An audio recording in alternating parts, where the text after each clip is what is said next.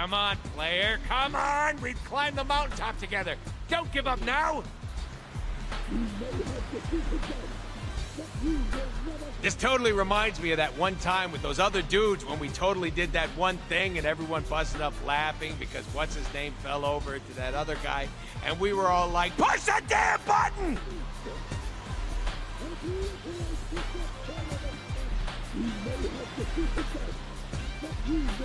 Hands on the controller, shaking fingers poised over the button, each tip glistening with sweat and quivering in anticipation of the moment in which you push the button! This must be up there with like Mark Hamill's Joker for the amount of dialogue said in the game. It's actually kind of ridiculous. So anyway, back to the story. Deadpool makes several workers in the GWN redundant and takes out White from atop the tower. After sending him through a window, they land on the bouncy castle, which he set up at the beginning of the level, which I thought was pretty random, but it comes full circle here, which is a nice touch. Thinking this is the greatest first level in any video game, he decides to replay it several times, causing him to blow right through High Noon's budget for the game, which means they have to cut some corners going forward. Again, the humor is top notch and I love the reference to games like Legend of Zelda, as a big Zelda fan myself. But like I said at the start of the video, they milk this cow dry, constantly relying on this one bit. Hey, it's a video game, and Deadpool has no idea what he's doing. Chance White then gets taken from Deadpool while he's doing an office-style interview segment by Arclight and Vertigo. I like that the trope for Deadpool comes back from the movies, where he remarks that the studio could only really afford D-list villains for them to interact with in the video game. It's also kind of funny that this joke actually predates those movies by like 3 years, so this actually inspired the Ryan Reynolds movies when he's at Xavier's Institute. Deadpool then starts chasing their tail, quite literally, as he has an X-Men boner for almost every character in this game. And we head through the sewers, and get used to that design as we get this quite a lot. And that's the thing throughout the entire game really, the set pieces are pretty meh. The only one that really stands out is the crypt level later on, which we'll get to, but the levels feel very samey to me. Deadpool then throws some shade at Vertigo. Ugh, Vertigo, not now! Got a headache, man! You officially have the lamest power! I've got you right where I want you. And I love how after this section, how quickly he kills her off in a cutscene, like she was absolutely nothing. It got a good laugh from me, I'll give credit. The writing's great. Time to have a little chat with Sinister. Hey there, Captain Douche. You know, I don't appreciate you killing my target before I could. Now I need to collect from your sorry ass. It's here where we meet Mr. Sinister, as he comes in to play the big bad for the game. Actually, hold on, I forgot that whenever a new character pops up, Deadpool gives a little Spideyverse origin for each character in the game as you progress, so that's quite a nice touch, I like that. Sinister then leaves for Genosha, and the X-Men arrive to help Wade out. Wolverine then tries to explain what's actually happening, but just like with the script, Deadpool is just not interested, and he gets far too distracted with Psylocke and Domino being in the cutscene. And honestly, I can relate to this. I love my girl Psylocke. God damn. Deadpool, you need to listen to me. Mr. Sinister. The team decides to head to Genosha together in the Blackbird, which of course Wade decides to pilot. You cannot take our Blackbird out for a joyride. Stop calling about it. So that was a fucking lie. Deadpool then crashes the Blackbird on the island and it takes out the entire cast for most of the game. Like I said, it's his game and he is not sharing the spotlight with anyone. I swear we get more screen time for his blow-up doll than we do Wolverine. Cable then turns up to help Wade save the future because, well, I don't know because Deadpool gets so bored with the monologue that he just tunes him out. I need you to listen closely. I've time traveled from the future to bring you a dire warning about... Oh God, here he goes again. He's not here 10 seconds before he starts boring us with his dire warning from the future crap. Sinister has knocked out the X-Men by broadcasting... We may want to pay attention. This could explain a critical plot point. The survival of Earth entirely depends on...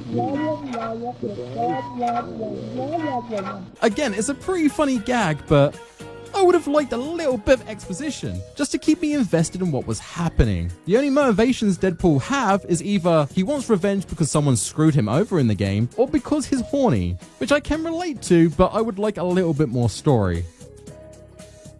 Make it stop!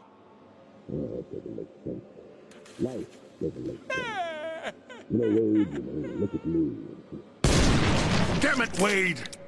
And speaking of Deadpool being insanely horny, the only reason he heads off to meet Cable again after doing this is because Cable tricks him into thinking a big titty fangirl is waiting for him to arrive.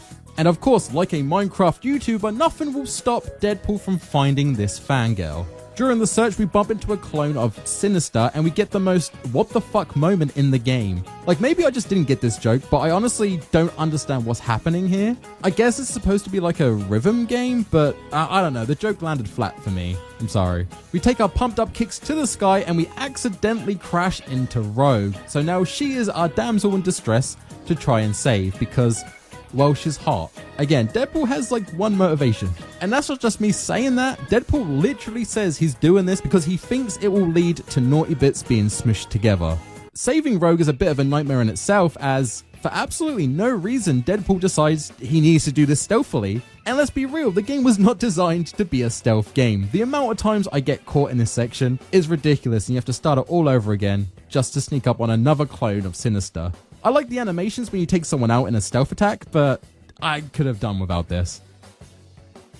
But before we take out Sinister for a second time, we get to what I think will most likely be the most replayed part of this video. The pool party section. Honestly, if I see this section as the most replayed, I'll be actually pretty proud of you guys. It's in this section where Deadpool just strikes out with a copy and pasted big titty woman around a pool. And these women are so poorly written that the game even pokes fun at them being a stereotype. So I totally told her this wasn't going to be a hot party, so she didn't come. Thank God, she's not cool enough to hang out with Deadpool. I know. I can't believe she has 2% body fat. I mean, really? Oh my God, this conversation is so cliche. I know, right? We're so specifically written as female tropes, it's almost painful. La la la la la. La la la la. La la la la. La la la. La la la. La la la. La la la la la. Blah blah blah blah blah blah blah. It's very male gazy and didn't really need to be implemented, but again, this is Deadpool's game and I can see him wanting something like this. In fact, we get something like this in almost every other cutscene. Though we do get to see my girl Psylocke here in the pool, so I'm actually kind of about this scene. I'm a fan. I'm sorry, don't judge me. She's hot and I think British. It's like my main criteria. During this section, Rogue is getting tortured pretty badly, so when we save her, we have to make out with her so she can absorb Wade's healing properties, and we get a little bit of Lady Deadpool in this section, which was a nice touch. So yeah, pretty fun section, until Wilson's dog decides to blow them all up.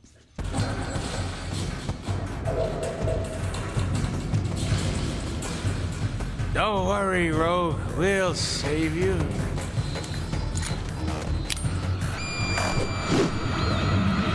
Mr. Snookums? What are you...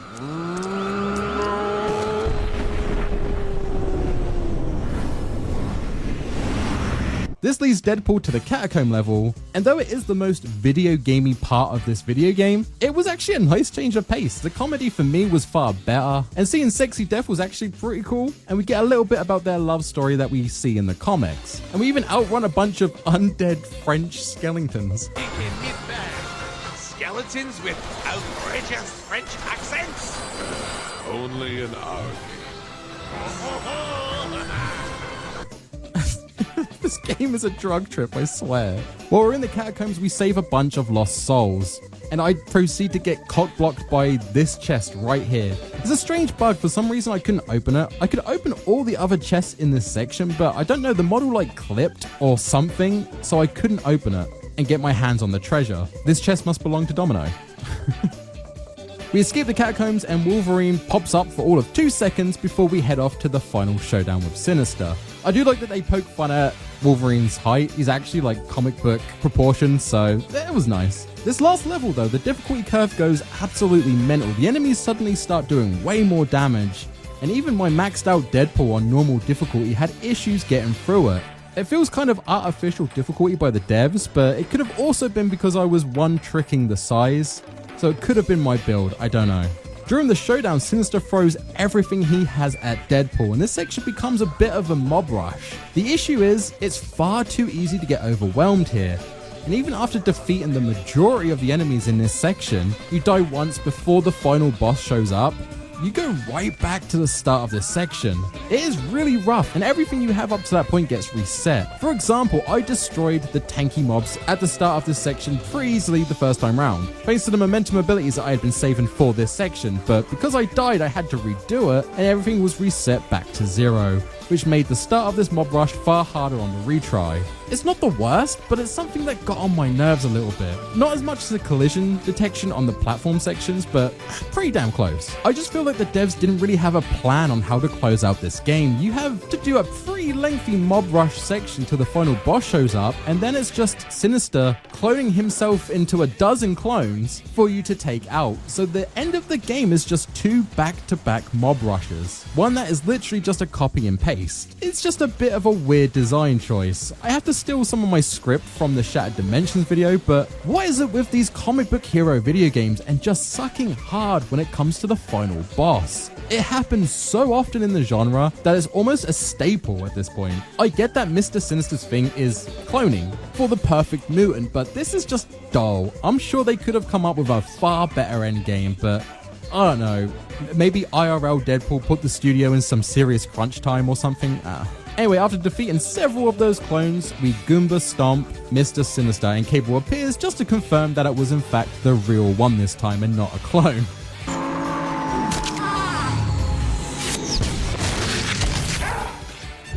Wait, that was the real Sinister, right? And then the credits roll, with Deadpool being credited for every department at the studio, because in case you forgot, it's his game. And that's Deadpool 2013. This game is a junk foodie type game to me. It fills the void of a few hours, and I mean only a few hours, but nothing really gets accomplished. You don't get no satisfaction from the climax, just like most of Deadpool's confidants. It's a meme game. It gets quite a few laughs, and honestly the writing is really good for the humor aspect, but the rest falls to the wayside to make that funny haha joke. I wish a bit more time was put into those other aspects of the game. But to its credit, it's what I would assume a Deadpool game would be made by Deadpool. But having him every 20 minutes tell the player, isn't this game the best? Or wow, best game ever, right? It gets dull far too soon, and it almost feels like he's kind of trolling the player that spent $60 on the title at launch. And the stuff he does here just isn't groundbreaking. It's been done before with games like Duke Nukem. That game does the satire